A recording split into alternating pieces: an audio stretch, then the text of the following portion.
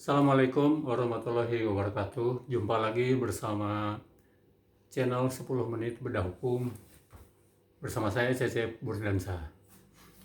Kita masih dalam suasana berkabung. Mari kita doakan rekan-rekan, sahabat kita, keluarga kita, seluruh penumpang dan kru pesawat Sriwijaya SJ182. Semoga mereka mendapat alam yang tenang, bahagia dan damai di sisi Allah Subhanahu wa Ta'ala.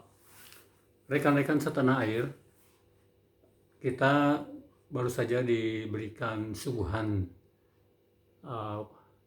atraksi politik yang menurut saya sangat ironi dan lucu saja, karena itu dipertontonkan oleh anggota DPR dari Komisi Kesehatan yang seharusnya sebagai anggota Komisi Kesehatan yang membidangi kesehatan justru mendukung program vaksinasi COVID 2019 Sinovac yang baru saja direalisasikan oleh pemerintah dan seluruh bangsa Indonesia, terutama dari tim tenaga kesehatan. Rekan-rekan setanah air, anggota DPR Ribka Ciptani dalam dengar pendapat dengan Menteri Kesehatan Budi Gunadi Sadikin pada tanggal 12 Januari di gedung DPR menyatakan secara terang-terangan menolak vaksinasi Sinovac. Menurut dia asumsinya vaksin itu berbahaya dan tidak valid. Padahal dia seorang dokter juga. Nah, anehnya itu dia menolak dan akan menghimbau atau bukan menghimbau, tapi mengikut sertakan seluruh keluarganya juga untuk menolak divaksin. Dia lebih rela membayar denda ketimbang divaksin. Kemudian dia juga menyebut kasus-kasus polio yang ada meninggal katanya di Sukabumi karena divaksin polio. Kemudian juga di Majalaya ada kasus divaksin kemudian meninggal. Tapi ini sudah dibantah oleh seorang dokter dari Komisi Nasional Hak Asasi Manusia, kalau tidak salah Dokter Jaliri, bahwa di Sukabumi itu kasus anak yang meninggal, satu orang meninggal itu hanyalah kasuistis, tapi kalau dibandingkan dengan berapa anak yang terselamatkan dari penyakit polio dengan divaksin polio, itu sebetulnya tidak sebanding, dan satu kasus itu tidak berarti menggugurkan apa yang umum, yaitu vaksin polio. Kemudian yang di Majalaya juga dia membantah kalau kasus yang meninggal di Majalaya itu gara-gara vaksin juga. Jadi kita sudah mendapatkan pendapat pembanding dari seorang dokter juga yang anggota Komnas HAM. Nah, rekan-rekan, Ribka Ciptaning ini kan anggota Komisi Kesehatan ya, yang membidangi kesehatan. Nah, dia pasti tahu tentang Undang-Undang Nomor 6 Tahun 2018 tentang kekarantinaan kesehatan. Itu undang-undang itu kan dibuat tahun 2018, ya disahkan. Waktu itu dia juga sebagai anggota Komisi 9 yang membidangi kesehatan. Artinya dia ikut terlibat dalam penyusunan draft Undang-Undang Nomor 6 Tahun 2018 tentang kekarantinaan kesehatan. Nah, kalau sekarang kemudian dia menolak vaksinasi, ya kan jadi aneh. Padahal dia terlibat dalam menyusun undang-undang karantina kesehatan. Dan di dalam undang-undang tersebut, pasal 9 ya, menyebutkan ayat satunya adalah setiap orang wajib mematuhi penyelenggaraan kekarantinaan kesehatan. Setiap orang. Jadi tidak terkecuali anggota DPR pun harus punya kewajiban untuk mematuhi penyelenggaraan kesehatan. Kemudian ayat 2-nya, setiap orang berkewajiban ikut serta dalam penyelenggaraan kekarantinaan kesehatan. Jadi kan ironi kalau menurut saya, seorang anggota DPR, Ribka Ciptaning dari Komisi Kesehatan, yang ikut terlibat membuat undang-undang kekarantinaan kesehatan yang disahkan pada 2018 sekarang menolak vaksinasi. Padahal vaksinasi ini adalah bukan jangan hanya dibaca sebagai program pemerintah, tapi program seluruh bangsa Indonesia.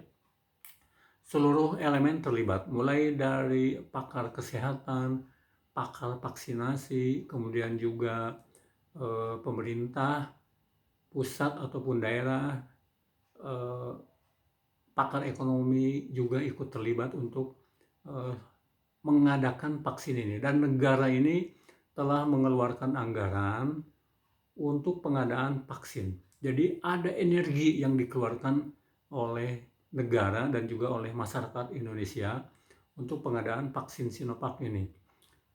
Tenaga kesehatan, tenaga kedokteran, mereka sudah berpikir, para ilmuwan sudah berpikir menguji vaksin Sinovac, kemudian juga tenaga medis sudah berjuang mati-matian untuk mencegah penyebaran COVID-19 ini.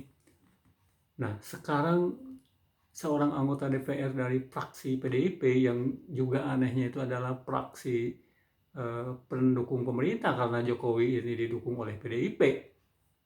Loh kok dia menolak dan secara terang-terangan atraktif. Jadi penolakannya itu seolah-olah bukan hanya untuk dirinya sendiri, tapi ada nuansa penolakannya itu seperti mempengaruhi banyak orang.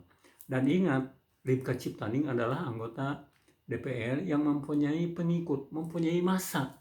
Jadi pernyataannya dalam mendengar pendapat itu pasti setidaknya akan diikuti oleh pengikutnya. Kan ini berbahaya. Padahal di dalam Undang-Undang Karantina Kesehatan, siapapun yang melanggar pasal 9, yaitu dalam pasal 93-nya disebutkan siapapun yang melanggar pasal 9 itu akan dikenakan hukuman pidana 1 tahun dan denda 100 juta. Jadi kalau ada publik yang terpengaruh oleh statement Ripka Ciptaning, ini kan yang kena dampaknya ini masyarakat juga. Dia sudah menolak vaksin, kemudian juga dikenai hukuman. Nah, rekan-rekan setanah air agak heran juga karena dia itu seorang dokter ya.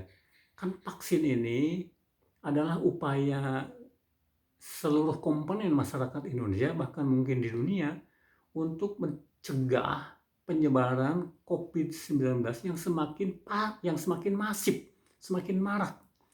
Jadi ini adalah upaya mungkin yang kesekian selain kita harus pakai masker, distancing sosial, kemudian cuci tangan, maka vaksin ini adalah upaya yang paling diperkirakan mungkin yang paling efektif ya, supaya COVID ini tidak menyebar luas. Dan ini sudah dicontohkan oleh Presiden Jokowi sebagai orang yang pertama divaksin. Ini supaya masyarakat mempunyai rasa aman, tidak khawatir dengan disuntik vaksin. Bahkan kemudian BPOM sudah melakukan uji klinis dan menyatakan bahwa vaksin Sinovac ini layak untuk digunakan. Artinya aman. Lalu kemudian Majelis Ulama Indonesia juga sudah menyatakan bahwa vaksin Sinovac ini halal dan suci. Artinya tidak mengandung sesuatu yang diragukan buat digunakan oleh umat muslim. Jadi apalagi yang harus kita khawatirkan? Jadi sudah diuji secara ilmiah, kemudian juga MUI sudah mengeluarkan fatwa dan BPOM juga sudah meloloskan, dan Jokowi sebagai presiden sudah memberikan contoh yang baik yang kemudian diikuti juga oleh tokoh-tokoh yang lain. Nah, sekarang seorang anggota DPR dari Komisi Kesehatan bicara seperti itu. Kan ini memberikan contoh yang buruk kalau menurut saya. Ini hanyalah tontonan politik. Hanya dijadikan panggung politik oleh seorang anggota DPR ya, supaya mungkin dia punya kepentingan-kepentingan lain di balik pernyataannya menolak vaksin Sinovac ini. Ini sangat disayangkan. Nah, menurut saya kita tidak perlu terprovokasi, tidak perlu terhasut oleh pernyataan seorang anggota DPR, walaupun dia seorang dokter, walaupun dia berada di Komisi Kesehatan. Karena pernyataannya kalau menurut saya sangat tidak akurat, tidak didukung oleh data, dan tidak ilmiah dibandingkan dengan apa yang dilakukan oleh para peneliti vaksin, para penguji vaksin, dan juga pemerintah dalam hal ini Departemen Kesehatan, Kementerian Kesehatan. Dan demikian kita seharusnya sebagai warga negara yang baik, kita mematuhi Undang-Undang Nomor 6 Tahun 2015, dan kita harus istilahnya itu vaksin ini adalah benteng supaya kita tidak membunuh orang. Kan bayangkan kalau misalnya Ripka Ciptaning dia tidak mau divaksin, menolak divaksin, artinya kan kalau dia terpapar COVID, dia bisa membunuh beberapa orang. Nah ini yang harus kita pikirkan dengan baik-baik. Demikian analisis saya. Assalamualaikum warahmatullahi wabarakatuh.